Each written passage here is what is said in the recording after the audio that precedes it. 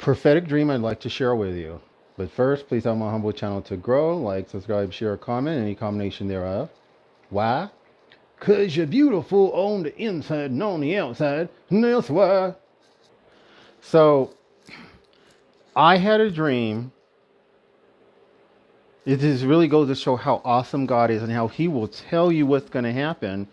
And I need to do a better job of seeking what He means when He gives me dreams. But I was driving with my younger brother, someone who I had not even been in contact with for like 20 years. But suddenly I'm having a dream. We're driving in a truck. It was a red truck. I know, big surprise, right? But this is God communicating with me. And for some reason, this truck crashed and the truck began to do rollovers. It rolled over multiple times. I don't know if we crashed and then rolled down a hill or down an embankment, but somehow we rolled over multiple times. When the truck stopped, I had died. And in the dream, my body came out of, my spirit began to come out of my body. But one thing that I noticed, and I didn't understand at the time, was my sibling, he was perfectly fine. As far as I could tell, he was perfectly fine. And he was looking at me, knowing that I was dead, and just kind of emotionless, like it meant nothing to him that I had just died in his presence. It was almost like he was pleased. And so, as the dream goes on, my spirit goes to God. And the Lord tells me, basically I tell the Lord, dear God, please, there's more things I have to do on earth. Please send me back. I can't, please don't let my life end now. I'm not ready. There's things I need to do on this planet. Please send me back. Next thing I knew, I woke up and I can feel the presence of the Lord right now, by the way, beautiful born again TIs. So next thing I knew, I woke up, and because the dream was so real and I was like not even fully awake, I thought the dream actually happened and God sent me back. And I guess I must have realized at some point, well, I'm not in a truck. Oh, it was a dream. But it really felt like God answered my prayer and sent me back, and I woke up and I was alive. So this was a prophetic dream because my sibling,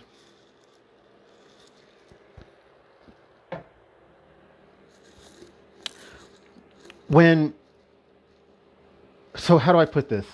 In Los Angeles, this is happening all over the country, but this was happening early in Los Angeles. In the case of Los Angeles, it's the Mexican cartels, but organized crime has taken over many parts of big cities and small rural areas at the same time. And this began to happen in Los Angeles, particularly in my community where I lived. It previously, it's literally like a mile outside of downtown Los Angeles. You can walk to downtown Los Angeles to all the skyscrapers. But I'm making a short story long, forgive me. As I began to see, this was in 2020 during lockdowns. And the Lord had already told me, society is going to begin to unravel. And I began to see it. I began to see prostitution in the alley, open drug use, open drug dealing. I saw people who, our parking lot became like a drive-through. People would come in and pick up narcotics. And I was like, what is going on? I had lived there, you guys, for 17 years. We were a poor neighborhood, but we didn't tolerate that kind of stuff in the open. And I would film some of it, and I was hoping I was crazy, so I was trying to fight it. God had already told me, you will fight for me, you will preach for me, you will teach for me, and you will fight for me. And I didn't even think that was the Lord telling me this. I didn't know what that meant. Fight for me? What is it? There were times where I got into fights with gang members. And the Lord protected me. He didn't let me get my ass kicked, all to His glory. But eventually I realized that the LAPD was participating in this drug trafficking. Whenever they would do big exchanges, which was often because our neighborhood turned into basically a huge drug distribution center. Multiple cars would come out at the same time in the alley, and multiple people would come out trying to prevent me from recording whoever and really being able to discern who was doing what. And I saw LAPD cars towards the end before they managed to force me to go on the street. Like I could pay my rent and all that stuff, but it became so dangerous I had to go on the street because of what they were doing with a more extreme kind of DEWs. God rescued me from all of it. Praise his holy name, and he continues to rescue me. But I didn't know what to do, y'all, because twice I saw LAPD cop cars participating in these driving maneuvers. One of them, they would do like this. I'd be looking out my window and towards the alley where a lot of this garbage was taking place, and they would do exchanges, and the cars would park just behind the building to where I couldn't see the exchange. They would do the exchange, like I couldn't see it clearly enough to record it, but I knew what was happening. And then the cars would pull off. And one day, a LAPD cop car came to do the exchange. And this alley wasn't even, like two vehicles couldn't even fit in the alley that well. So anyway, it got crazy and I didn't know what to do. So my family, most of whom I had not been in contact with for decades, because my younger sister, I thought she worked in law enforcement, but apparently she just, for a little while, worked as a probation officer. I thought maybe they could help me because I knew LAPD was actively participating in this. And I didn't know to what extent, but I know that they are part of this. Contacted my family. They pretended to try to help me. What I can best discern was that their attitude was, this jigger finna trying to get us killed. He ain't got no children, but we got children. Why is he trying to bother us? You know, he's the one trying to take on gang members, drug dealers, prostitutes, the Mexican cartel. He gonna get himself killed. We'll try to destroy him in some other way, mental hospital or whatever, but at least his life will be preserved because he's not gonna get us killed. And if you want to get himself killed, that's fine. But I stayed briefly with a sister. Then I stayed briefly with a brother, my younger brother. And eventually they just wanted it done, right? They wanted me out. So they were hitting me with DEW with their phone. And they set it up to where he left his van and his wife is sitting shotgun. I'm sitting behind her. And she's talking to me. She turns backward to look at me and her cell phone is like this and I'm behind her. She's hitting me with a DEW. She's, oh, Neon, blah, blah, this and that. But she's hitting me with a DEW literally right across from me. There are dogs in the vehicle, and this is how good God is. The dog comes and he stands in between me because this dog knows what's happening to try to protect me from the DEW. She aggressively like, get out of the way. So what she was hitting me with kind of was painful. And I told her, she says, what? I said, what you're hitting me with is, it hurts. And she says, what, are you trying to accuse me of targeting you? You're trying to put that on me now? Is that what you're trying to do? Hey, Demi. So my younger brother, who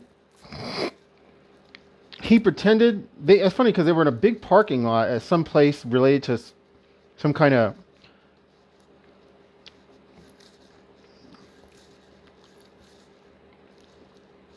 excuse me, I'm like, I got a hair that just went through my nostril. Where he pretended to, he got out of his van and he pretended to walk. And I assumed that's what he did, was that he walked to wherever this place related to how he earned money. He worked kind of like as an independent business person. Well, lo and behold, he was standing right outside of the van. He must have walked a little distance away and then circled back. And so she started yelling to him. And then he said, what the fuck? You accusing my wife of this? I'm gonna drop your fucking ass off. You're done. We're not helping you out anymore. So he lived out in the middle of nowhere where the targeting probably would not have been that serious, but he insisted on driving me to Bakersfield. Bakersfield, Fresno. In general, big cities are going to have more people at the ready to target you. He dropped me off knowing that I had no money. And I asked him too. I said, well, I don't have money. And I have no way of getting home. Oh, well, you shouldn't accuse my wife. That's fucking on you. And wouldn't show emotion, just insisted on me getting out of the van. Um, I said, so what? So if I don't get out, you're going to come and physically try to drag me out of the van? Is this what's going to happen? And I couldn't believe even what was happening. It was just beyond my comprehension that truly Jesus said, mother will turn against daughter, father will deliver son over to death, brother will deliver brother over to death. And that's what he did to me. He dropped me off hundreds of miles from home, left me in a big city. The targeting was off the chain. He couldn't have cared less. Eventually, this wound up with me being in a mental hospital for a week, at which point,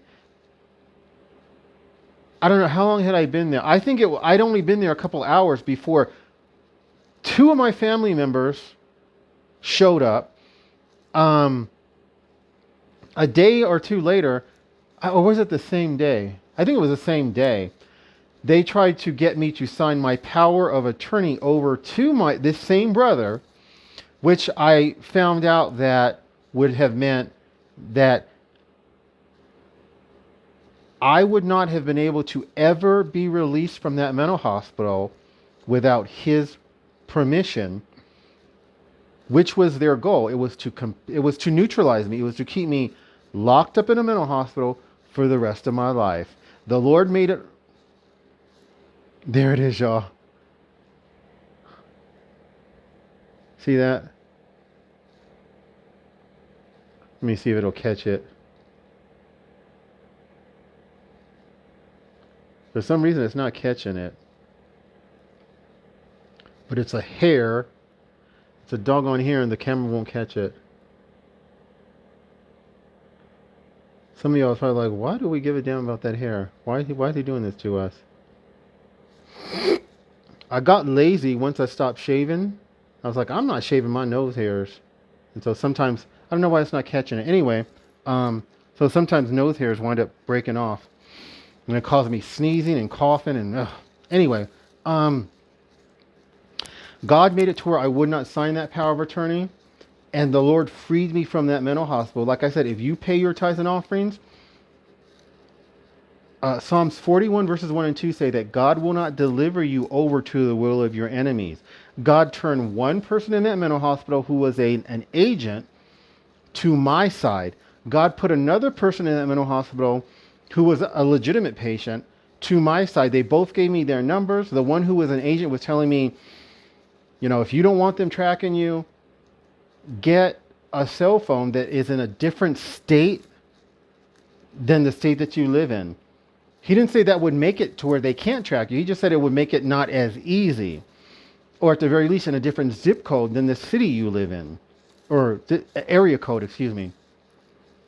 So they wound up just releasing everybody from the wing of this hospital, which was a huge setup. They quickly put this wing of this hospital together, and it was to neutralize me and another TI who they released because I was the bigger fish, and also I was the one who was fighting them.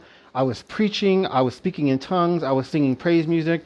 Twice they injected me to put me out because I got into physical altercation with the staff, because the staff keeps pushing you just like they target you. Except I was more like pushing back and talking shit and stuff like that. But that dream was to let me know what this same brother, who I had not seen in 20 years, was going to do to me. He was going to deliver me over to death, or neutralization, which is almost death, right? Permanent institutionalization when you've done no crime. All I can say is I praise and glorify God's holy name, because he's got my back and he will let you know what's going to happen before it happens. I praise his holy name. God bless.